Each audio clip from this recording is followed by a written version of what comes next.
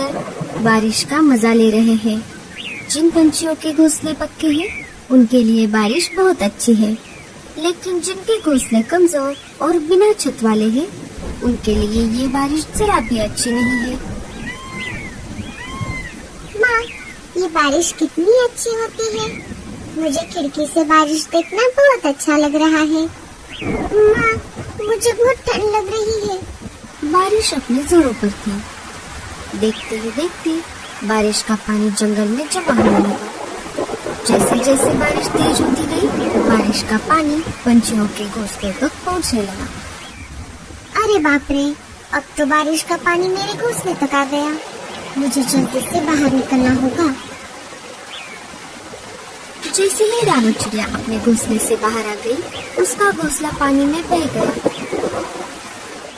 पता नहीं ये बारिश कब रुकेगी। मैंने घर में जो अनाज जमा करके रखा था वो भी अब खत्म हो रहा है। तभी वहाँ पर मुनमुन कबूतर आ जाती है। अरे मुनमुन, इतनी तेज बारिश में तुम यहाँ कैसे? अरे लाडो, क्या तुम्हें नहीं पता? अभी थोड़ी ही देर में जंगल में बहुत बड़ा तूफान आने वाला है। उसमें हम सभी पंछियों के घोंसले डूब जाएंगे। चलो यहाँ से हम सभी को किसी सुरक्षित जगह पर जाना होगा। जब तक ये बारिश चलेगी हम सब वहीं पर रहेंगे। मुनमुन बहन, मैं मेरे अंडे को छोड़कर कैसे आ सकती हूँ? लाडो, अगर तुम अभी यहाँ से बाहर नहीं आई तो तुम इस बड़े तूफान में फंस जाओगी। तुम एक काम करो, ये अंडा साथ लेकर चलो। थोड़ी ही देर में लाडू के भी घोंसले में पानी जमा होने लगता है। अरे बाप रे, अब तो हमें बाहर निकलना ही पड़ेगा। लाडो अपने अंडे को अपने पंजों में पकड़कर घोंसले से बाहर आ जाती है। जैसे ही दोनों बाहर आ गई, घोंसला बाढ़ के पानी में बह गया। अरे बाप रे, अच्छा हुआ हम समय रहते ही बाहर आ गए। कालू कौवा भी अपने घोंसले से बाहर आ गया था। कालू कौवा लाडो और मुनमुन के पास आ ही रहा था। तभी लाडो के पंजों से अंडा फिसल जाता है और बाढ़ के पानी में गिर जाता है।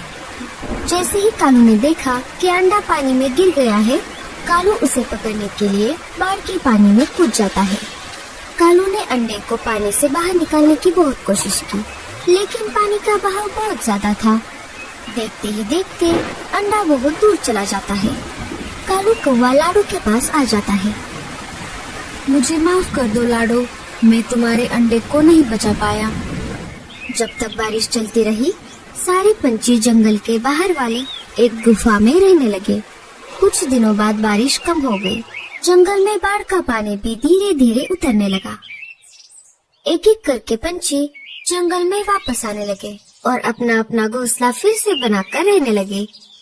अरे मेरे बेटे, क्या हुआ? मम्मा, दूसरे जंगल से हमारे जंगल में एक नया पंछी का बच्चा हमारे साथ खेलने के लिए आता है। हम दोनों दोस्त बन गए थे, लेकिन आज उसने मेरे साथ झगड़ा किया और मुझे मारा भी। अरे अरे, कौन है वो बदमाश बच्चा जिसने मेरे लाडले बेटे को मारा? चल मेरे साथ, मैं अभी उसे बताती हूँ। नहीं मम्मा, वो मेरे साथ झगड़ा करके अपने जंगल लौट गया। जग्गू मेरे बेटे, तुम चिंता मत करो। अब इस बार वो बदमाश बच्चा जंगल में वापस आएगा, मैं उसका अच्छे से समाचार लूंगी। दूसरे दिन वो बच्चा फिर से जंगल में वापस आ जाता है।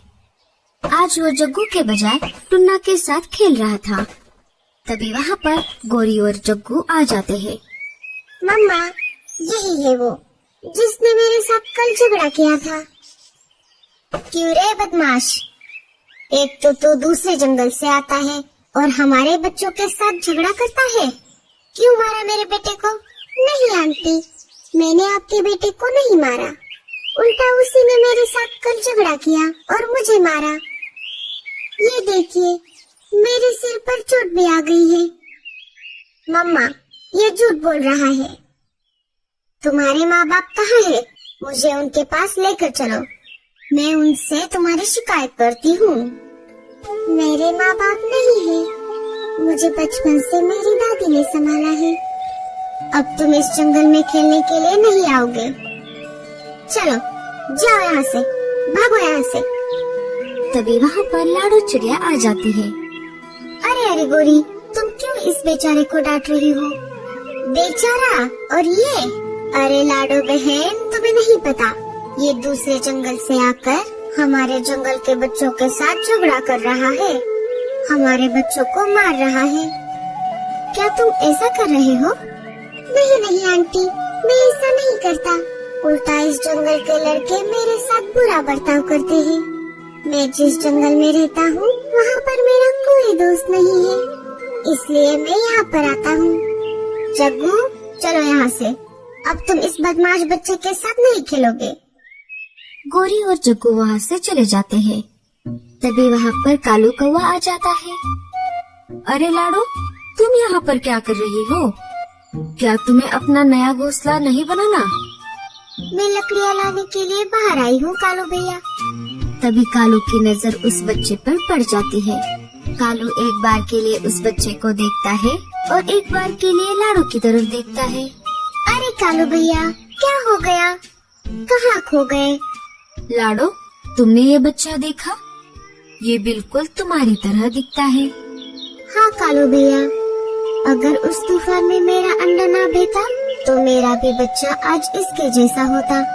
दोनों बात कर ही रहे थे, तभी पेड़ की एक डाली टूटकर उस बच्चे के ऊपर गिरने ही वाली होती है। तभी लाडो उस बच्चे को वहाँ से हटाकर खुद उस डाली के नीचे आ जाती है।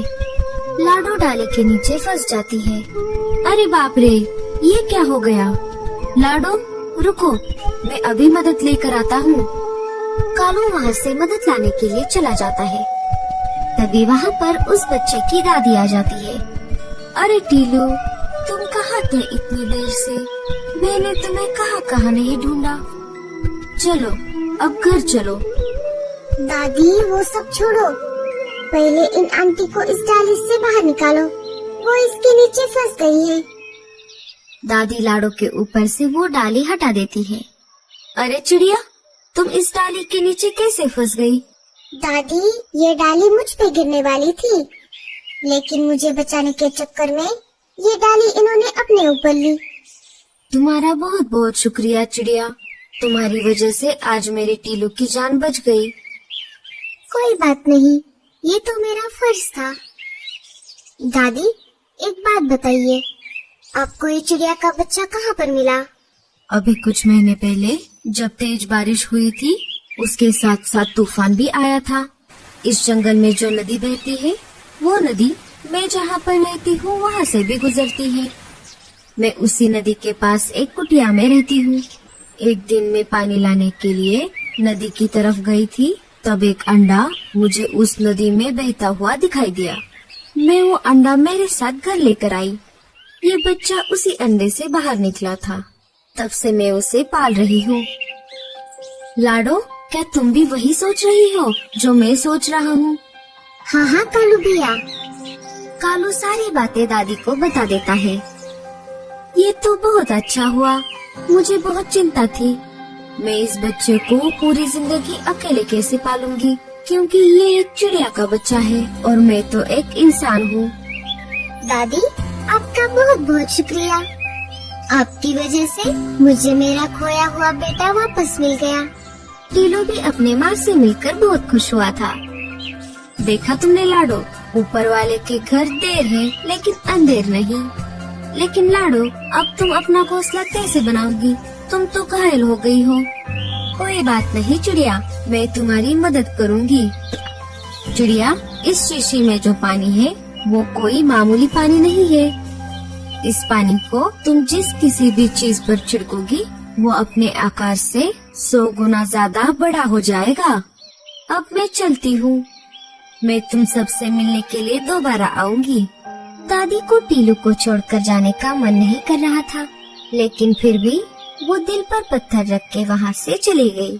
लाडो उस पानी को पास वाले एक पेड़ पर लगे एक सेब पर छिड़कती है। थोड़ी ही देर में वो सेब अपने आकार से 100 गुना बड़ा हो जाता है। गूंगा मौसी उस सेब को पूरा अंदर से खा जाती है और लाडो के लिए एक अच्छा सा घर बना देती है। लाडो और टीलू उस सेब के घर में खुशी खुशी अपनी जिंदगी बिताने लगते हैं। तो दोस्तों, कैसी लगी आपको हमारी ये कहानी? हमें कमेंट्स में जरूर बताना, और स्टोरी अच्छी लगी तो लाइक और शेयर जरूर